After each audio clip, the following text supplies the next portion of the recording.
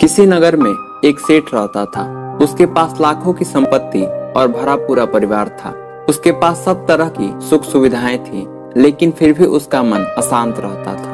जब उसकी परेशानी बहुत ज्यादा बढ़ गई तो वह भगवान बुद्ध के पास गया और अपना कष्ट उन्हें बताकर उसने प्रार्थना की कि जैसे भी हो आप मेरी अशांति को दूर करें। बुद्ध ने उसकी बातों को ध्यान से सुना और कहा, अमुक नगर में एक बहुत बड़ा धनिक रहता है, तुम उसके पास जाओ, वह तुम्हें रास्ता दिखा देगा। सेठ ने सोचा कि बुद्ध उसे बहका रहे हैं, इसीलिए उसने बुद्ध से कहा, मैं आपके पास बड़ी आस लेकर आया हूँ, कृपया आप ही मेरी समस्या का उपाय करें।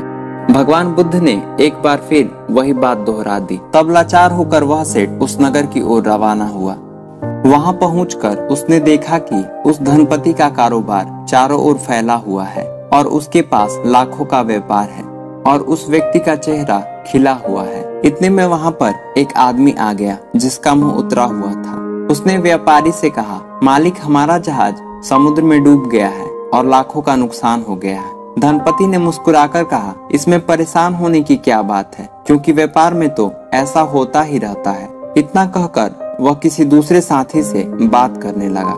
थोड़ी देर में एक दूसरा व्यक्ति वहां आया। उसने धनिक से कहा, रुई का दाम चढ़ गया है, जिससे हमें लाखों का मुनाफा हुआ है। धनिक ने उस व्यक्ति से कहा, इसमें खुश होने की क्या बात है, व्यापार में तो ऐसा होता ही रहता है।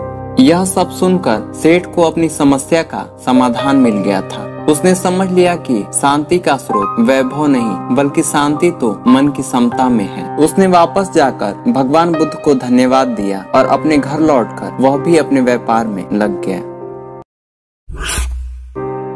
जीवन में जब कभी दुख आए या मन दुखी हो तो यह न सोचे कि वह हमेशा बना ही रहेगा, या खुशियां भी आए तो यह न सोचे कि वह हर समय बनी ही रहेंगी। ये सब आते और जाते रहेंगे। इसीलिए हमेशा अपने मन को शांत रखकर अपना कर्म करते रहें, जिससे आप आगे बढ़ते रहेंगे। धन्यवाद।